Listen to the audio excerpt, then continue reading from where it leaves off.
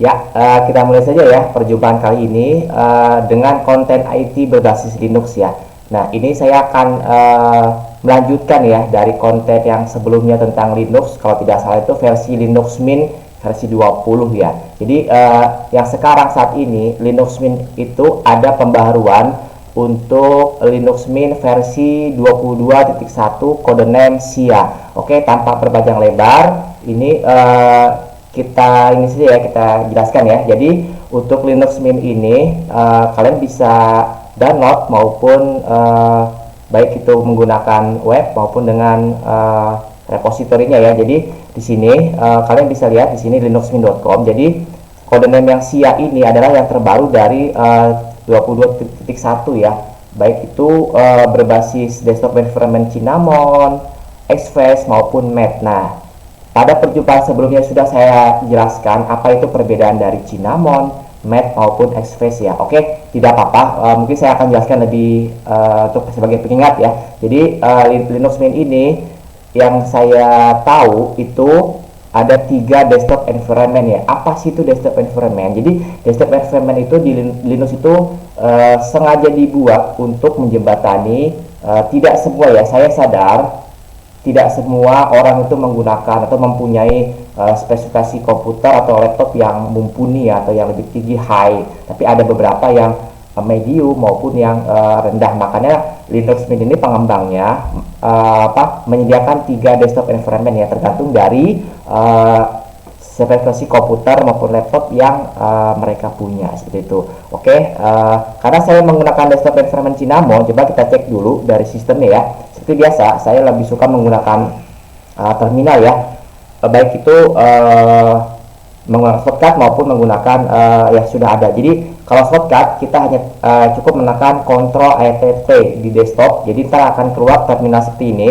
Kita ngecek apa sih yang ada di spesifikasi komputer saya ya. Jadi untuk mengeceknya dengan kode neofet nanti akan terbuka sistemnya ya. Jadi saya menggunakan Linux Mint 22.1 64 bit codename SIA ya, dengan desktop environment Cinnamon 648. Nanti akan dijelaskan ya apa itu desktop environment Cinnamon, Met maupun XFCE dengan kernel yang terbaru yang udah pernah saya update kemarin di 6.8.0.60 generic ya, dengan spesifikasi Intel Core i7 generasi kedua dengan clock speed 3,30 ya. Sebenarnya ini laptopnya workstation ya, sudah lama sekali, cuman karena ini laptop workstation jadi pastinya dia menggunakan grafik yang lebih mumpuni dibandingkan laptop yang biasa ya, dengan Quadro 2000M.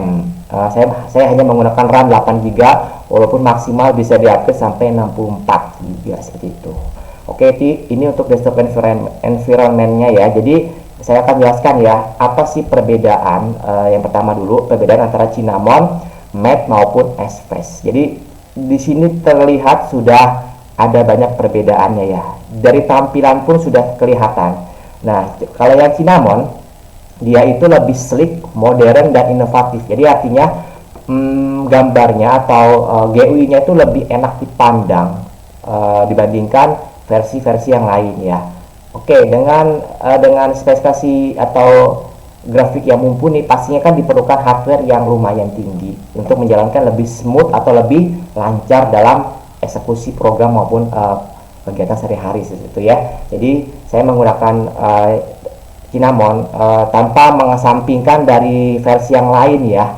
Kalau untuk yang Met itu komputer-komputer yang ibaratnya apa ya, menengah ya gitu. Jadi tidak terlalu tinggi dan tidak terlalu rendah juga. Jadi bisa dipasang di laptop-laptop yang menengah seperti itu. Nah, ini kalau yang XFCE ini adalah versi yang paling minimalis ya. Jadi versi yang ringan, tapi dari ketiga fitur tersebut atau ketiga desktop environment tersebut itu tidak akan Linux tidak akan membeda-bedakan antara update dengan upgrade dari sistem tersebut ya. Semuanya akan dapat semuanya seperti itu ya. Bagi kalian yang baru-baru menggunakan Linux mungkin akan nanti akan saya jabarkan juga ya bagaimana struktur partisinya, apa sih beda Linux dengan Windows maupun yang sebagainya seperti itu. Oke, ini untuk desktop environment. Jadi karena saya menggunakan Cinnamon, saya akan membahas lebih lanjut ya apa sih fitur terbarunya. Jadi fitur terbarunya itu tentunya GUI-nya lebih enak dipandang ya. Jadi GUI ini adalah tampilan awal seperti ini. Jadi ini desktop yang kosong dengan desktop yang saya belum rubah backgroundnya ya. Jadi kamu rubah bisa menggunakan nanti di change desktop background maupun display settingnya seperti itu. Oke, ini tuh tampilannya seperti ini, masih layar backgroundnya. Lalu untuk tampilan Explorer ini seperti ini. Jadi saya menggunakan tema dark theme, jadi hitam. Jadi lebih enak dipandang atau lebih tidak silau ya di mata ketika kita bekerja lama di depan PC maupun laptopnya. Jadi saya akan membahas dulu ya dari desktop environment-nya. Jadi di sini ada perbedaan bagi kalian yang baru kenal maupun yang mungkin untuk pro yang Linux, kalau salah tolong diralat ya. Jadi saya juga masih belajar. Jadi kita sama-sama belajar untuk menginfokan informasi teknologi yang terkini seperti itu. Jadi dalam Linux Mint ini dia tidak mengenal yang namanya sistem C, D dan sebagainya.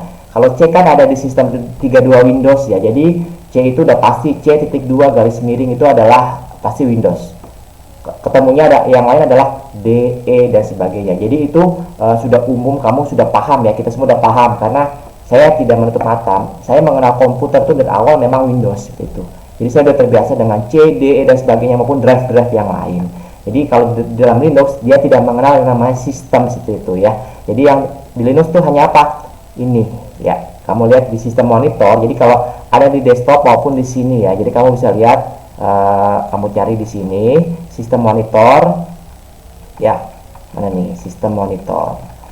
Ya, karena udah saya jadikan panel ya di sini. Nah, ini sama juga dengan sini, udah saya taruh di panel. Jadi di sini kamu bisa lihat sama seperti Task Manager di Linux, di Windows ya. Ada prosesnya, kamu bisa mematikan proses yang tidak perlu atau memberatkan sistem. Lalu resource-nya. Nah, di sini resource ini sama dengan Task Manager ya. Ada penggunaan CPU, memorinya dan sebagainya. Nah, di Linux itu ada memori tambahan ya, ada yang disebut dengan memory swap. Jadi ini saya sengaja ya sudah Linux saja yang tahu saya harus berapa memory swap. Jadi memory swap ini sudah saya default ya sekitar 2 gigaan. Ini pilihan yang terbaik dari laptop saya seperti itu ya. Jadi memory swap ini fungsinya ketika buat apa? Ketika memori saya misalnya sudah dari 8 GB ini sudah overload ya, maka akan dialihkan ke memory swap. Jadi tidak ada istilahnya Linux itu nge-hang atau not responding, tidak seperti di OS yang lain seperti itu ya. Oke, lalu penggunaan jaringan dan sebagainya, kalau kalian menggunakan WiFi maupun LAN itu akan terlihat berapa bitrate dan maupun receive maupun sendingnya seperti itu ya. Nah, di tab berikutnya ada nama file system. Nah, seperti ini yang akan saya bahas ya. Jadi yang tadi saya tadi kan spill tentang C, D dan sebagainya. Jadi di Linux itu tidak ada nama C. Jadi C itu penggantinya adalah slash atau bacaannya adalah root ya. Jadi root ini sebenarnya kalau kalian ngeh ya, di Android itu sebenarnya Android adalah kernel, pembaruan kernel atau modifikasi dari kernelnya punya Linux seperti itu. Makanya tidak mengenal di Linux itu yang namanya C, yang adanya root. Nah, ini saya sengaja hanya membuat satu partisi ya.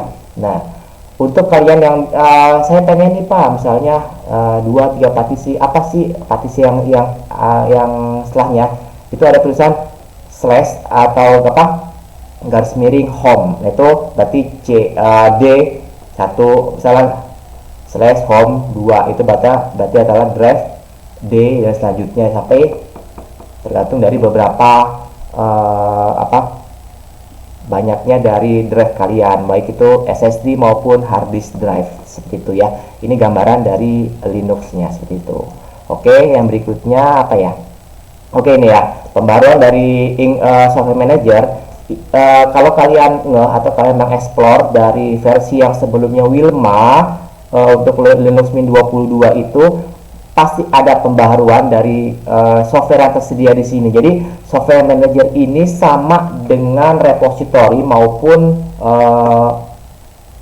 Google Store maupun Play Store-nya di Android maupun iOS seperti itu. Jadi andai kalau kalian saya nggak mau nih menggunakan terminal, menggunakan install pakai terminal karena ribet, nah bisa juga kalian mencari dari sini.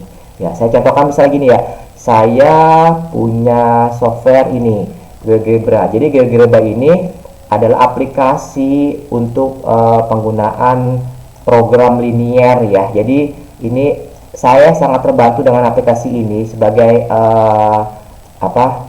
sebagai pembuktian ketika kita sudah mengerjakan secara manual apakah bisa apa enggak. Nah, ini nanti akan kamu pelajari, mungkin teman-teman yang ahli di bidang matematika bisa ya menggunakan software ini.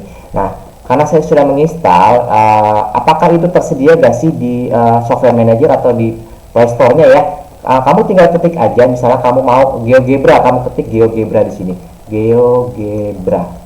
Nah, ada ya, karena sudah ada, maka dia akan tercentang warna hijau ya. Jadi saya sudah menginstal di sistemnya saya situ. Nah, bagaimana kalau kalian saya nggak mau Pak, saya pengen belajar menggunakan terminal ya, tinggal kalian klik aja atau kalian pakai shortcut Ctrl Alt T, maupun kalian bisa ada di desktop maupun di panel di sini ya. Kalau nggak mau ribet, kamu kan di sini ada terminal ya. Jadi terminal ini sama dengan command prompt di Windows. Jadi kalau kalian coba tadi kan saya mau misal apa GeoGebra ya. Jadi codingnya adalah sudo ya. Sudo itu adalah basis dari Debian ya. Sudo apt itu adalah memanggil aplikasi get itu berarti dia apt get itu mencari atau database di dalam repositorinya punya Linux tersebut tersedia tidak. Nah, untuk install berarti kita akan menginstal software yang kita maksud. Nah, saya kebetulan GeoGebra ini mudah ya, jadi kamu tinggal ketik GeoGebra. Nah, seperti biasa Linux itu kuat dengan autentifikasi password ya. Jadi password ini akan kamu pakai terus ketika kamu buka terminal, dan ini sudah kamu masukkan ketika kamu menginstal Linux gitu. Oke, kita masukkan kode autentifikasinya yang punya saya tersebut. Nah, di sini kan ada bacaan ya, GeoGebra is already the newest version. Berarti saya sudah menginstal software tersebut di sistem saya, berarti sudah terinstall. Nah, bagaimana kalau misalnya tidak ada tulisan GeoGebra is already the newest version? Berarti nanti ada coding atau ada database yang kamu mengharuskan untuk do you want to continue, yes or no ya. Berarti kamu akan menyetujui menginstal software tersebut di dalam sistem kalian seperti itu. Oke, itu gambaran dari coding ya. Jadi udah pernah saya bahas dulu di konten Linux Mint, kalau tidak salah versi 20 ya. Ya, untuk codingnya exitnya bisa kalian ketik exit maupun close dari ini ya, taskbar seperti itu. Oke, ini gambaran dari salah satu software GeoGebra ya. Jadi untuk tambahan juga, jadi software GeoGebra ini juga tersedia pula untuk sistem Windows maupun Android, itu baiknya seperti itu. Oke, kita close. Nah, ini dari software manajernya ya. Lalu apalagi sih yang lebih yang terbaru dari Linux Mint versi 22.1 Codenames ini? Oke, yang pertama sudah saya bahas tadi, lebih modern ya. Jadi strict, modern, and innovative itu adalah jargon dari Linux Mint 22.1 Codenames siap dengan desktop environment. Jadi dia tampilnya lebih bagus dan lebih enak dipandang. Nah, dan improve quality ya, jelas dengan penambahan update ini maka akan mengurangi dari bug-bug yang ada seperti itu ya. Kamu bisa baca sendiri dari situs ini. Lalu ini pengembangannya ya, untuk easier development. Jadi ketika kalian pengembang software, jadi akan terbantu dengan mungkin string maupun kode-kode yang kalian butuhkan untuk pengembangan baik software berbasis Linux seperti itu. Lalu ini update manager. Jadi update manager ini sama ya, ketika kita ingin mengupdate manager, bisa kalian klik dari sini ya. Ini kan ada icon tameng ya. Jadi ada baca nih, your security is up to date. Berarti apa? Sistem saya sudah up to date, maka akan berlaku seperti ini. Ada bacaan centang situ. Nah, bagaimana kalau misalnya kita ingin menggunakan terminal ya untuk mengupdate-nya? Segampang ya. Kita buka terminal dari panel maupun dari shortcut Ctrl Alt T di dalam keyboard. Nah, coding apa yang perlu kita ketik di sini ya. Jadi untuk memanggil untuk memanggil database yang ingin kita update, kita hanya butuh kode ini, sudo apt get update. Ini akan merilis database apa yang perlu diupdate maupun diupgrade. Nah, seperti biasa kita menggunakan masukkan kode autentifikasi ya. Ya, akan mencari ya gitu. Oke, saya garis bawahi. Jadi kalau untuk mengupdate sistem ini dibutuhkan koneksi internet ya. Jadi tidak bisa kalian secara offline gitu ya. Oke, karena sudah mendapatkan database. Apa sih coding yang kedua?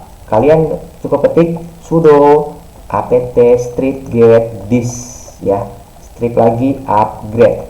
Nah, seperti ini ya. Ada bacaannya apa nih? Zero upgrade, zero newest install ya. Berarti sistem saya sudah diperbaharui ya, seperti itu. Itu untuk gambaran mengupdate atau mengupgrade dari GUI maupun terminal command line di Linux Mint seperti itu. Oke, saya close.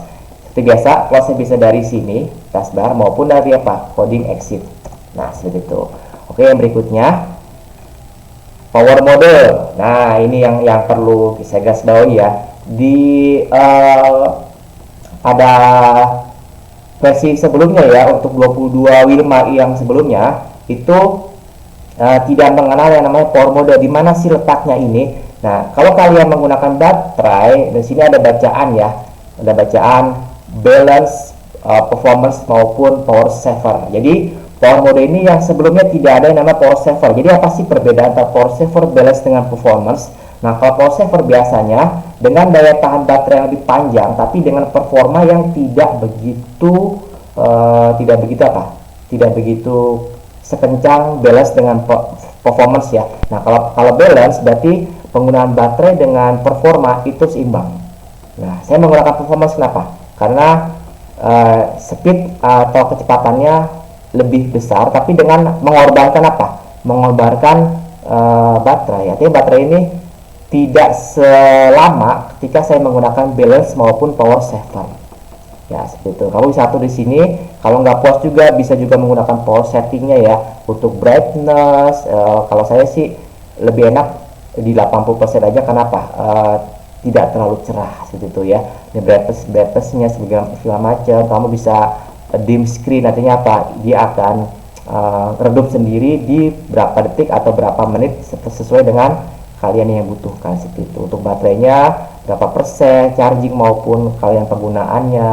Nah, ini powernya gitu kan ya. Kamu bisa atur sendiri. Ini hampir mirip dengan power setting di Windows ya, hampir sama ya, seperti itu ya, tapi dengan pembaruan yang lebih baik ya gitu. Lalu ini sama dengan tadi. Terus nah, ini night light. Nah, ini sebenarnya bukan teknologi baru ya di dalam IT ini, tapi ini sudah diterapkan juga di smartphone kita ya, baik itu berbasis Android maupun iOS seperti itu ya. Jadi night light itu adalah modus malam. Jadi lebih enak ketika kita mata itu tidak terlalu silau ya. Jadi kamu bisa atur baik itu enable maupun disable, kamu atur aja dari sini seperti itu. Oke, lalu nah ini Cinnamon 64. Nah, karena saya masih menggunakan terbaru ya 64, jadi GUI-nya itu pastinya dengan default pen yang berbeda. Nah, dari mana sih kita pengen tahu dari mana tema-temanya? Kamu bisa lihat di sini ya. Jadi di sini ada bacaan ya. Kamu bisa lihat di sini, klik aja atau ketik tem. Ya, tem ini di sini kamu bisa pilih ya. Kamu bisa pilih sesuai dengan pilihan yang mau gitu ya. Kalau saya kan lebih suka mini dark blue. Jadi semuanya itu hitam saja. Artinya apa? bukan hitam sih, artinya apa, redup dan enak di mata ketika saya itu bekerja cukup lama di depan desktop seperti itu ya. Karena ini kamu bisa rubah di sini, saya pengen terang Pak, misalnya gini, oh bisa aja, tergantung dari tema-tema tersebut. Nah, untuk warna-warna ini ikonnya tergantung dari selera. Kalau saya kan lebih suka warna biru ya, jadi biru ini kamu masukin, misalnya saya pengen hijau nih, min L, nah nanti semuanya akan berubah jadi min L di sini. Oke, hijau semua. Jadi kalau saya pengennya itu warna biru, nah gimana tadi, aqua ya misalnya ya, jadi nanti nah akan menjadi biru semua seperti itu. Oke ya, itu dari temanya. Lalu apa lagi yang berikutnya, clear and modern dialog. Jadi ini sebenarnya hanya kotak dialog, yang tadinya itu versi sebelumnya adalah kotak siku ya, sekarang ada rounded. Jadi apa, dia ada lengkungan, jadi lebih manis dipandang, nggak kaku seperti itu ya. Ini contoh-contohnya ya. Lalu kompatibilitas maupun sistem paket manajer yang tadi saya bilang, ini ada banyak pembaruan dari sini ya. Jadi bisa kamu install dari berbagai kebutuhan. Misalnya saya butuh Google Earth, kamu install Google Earth, OBS Studio atau VirtualBox dan sebagainya, itu kamu tergantung dari kebutuhan softwarenya tersebut ya. Apalagi, nah ini tadi improvement udah saya pernah bahas tadi. Nah ini tema-temanya artwork improvement, jadi lebih cenderung ke dalam apa nih, layar background ya. Dimana kita lihatnya, coba kita lihat di sini. Kamu klik kanan aja di dalam desktop ini, terus kamu klik change desktop background. Nah di sini ada banyak ya. Dan standar adalah ini ya. Jadi ini adalah yang standarnya. Misalnya saya lebih suka yang simple aja, ya udah saya bikin yang ini saja. Atau background yang lain nih dari yang sudah tersedia di dalam update terbaru ini bisa kalian pilih di sini. Misalnya saya contoh yang ini akan otomatis berubah seperti itu ya. Ini akan berubah seperti ini, tergantung dari selera kalian ya kan. Nah, terus yang suka dengan bunga silakan pakai ini, warnanya beda-beda, cuma saya lebih suka yang simpel saja, clear ya. Nah seperti itu untuk artwork improvementnya tuh. Lalu ya cukup itu saja ya update-nya itu. Nanti kamu akan banyak mengeksplor dari berbagai sumber ya, baik itu media sosial maupun di dalam link website dari Linux ini sendiri. Jadi yang terakhir ya saya sebutkan, jadi Linux Mint versi 20.21 ini akan menerima security update sampai dengan tahun 2029. Cukup panjang ya, baik itu yang berbasis Cinnamon ya, baik itu berbasis Cinnamon, desktop environment-nya, SVS maupun Mac itu akan mendapat security update dari Linux Mint tersebut pengembangnya. Dari mana kita tahu? Dari sini ya. Kita lihat dulu dari all versionnya, download all version. Jadi kamu lihat di sini. Nah, ini kita lihat di sini. Jadi Linux Mint ini dia tidak membeda-bedakan ya. Tidak membeda-bedakan desktop environment, baik itu PC atau laptop kalangan atas, menengah maupun bawah. Tetap mereka ketiga tersebut itu dapat update security sampai dengan tahun 2029. Nah seperti itu ya. Apakah OS yang lain seperti itu ya? Mungkin saya contohkan saja ya. Saya juga punya PC maupun laptop yang masih berbasis Windows 10, walaupun speknya itu tinggi, tapi saya lebih nyaman di Windows 10. Tapi lagi-lagi ya, yang saya tahu beritanya Windows 10 itu akan berakhir di Oktober tahun 2025. Nah apakah masih bisa dipakai? Bisa, tapi apa? Tidak mendapatkan security update maupun upgrade dari patch-patch yang nanti akan berpengaruh kepada performa maupun stabilitas sistem itu sendiri. Artinya setelah Oktober 2025 berarti sudah berhenti atas itu, berarti masanya silakan update ke Windows 11 seperti itu. Nah itu untuk saya memberi gambaran saja untuk OS Windows, tapi Linux masih panjang sampai 2029. Jadi kalau kalian ingin mencoba maupun untuk migrasi ke OS Linux ya monggo, itu akan lebih baik. Kenapa? Karena kalian yang pertama Linux itu free. Artinya apa? Kalian tidak terpaut dengan hak cipta, nggak ada lagi tuh yang namanya software bajakan, patch, crack dan sebagainya, virus apalagi. Memang ada sih Linux di Linux itu ada virus, tapi pengembangnya hanya sedikit ya, artinya apa? Tidak terlalu booming seperti apa virus-virus yang ada di platform yang lain seperti itu. Oke, itu untuk gambarannya ya. Jadi mungkin itu saja yang bisa saya sampaikan untuk penjabaran dari Linux Mint versi 22.1 codename SIA yang terbaru seperti itu ya. Yang mudah-mudahan penjabaran saya kali ini berguna untuk kita semua ya, baik itu pendidik maupun peserta didik. Dan untuk yang lebih expert masalah IT, mohon memberikan saya kritik dan saran apabila saya salah ya. Mari kita sama-sama untuk belajar, karena saya juga belum terlalu paham menggunakan Linux. Karena saya saya memang ingin mengeksplor diri atau ingin meningkatkan diri dengan OS yang lain, Mas, itu ya. Oke, terima kasih. Assalamualaikum warahmatullahi wabarakatuh dan salam sejahtera untuk kita semua. Dadah.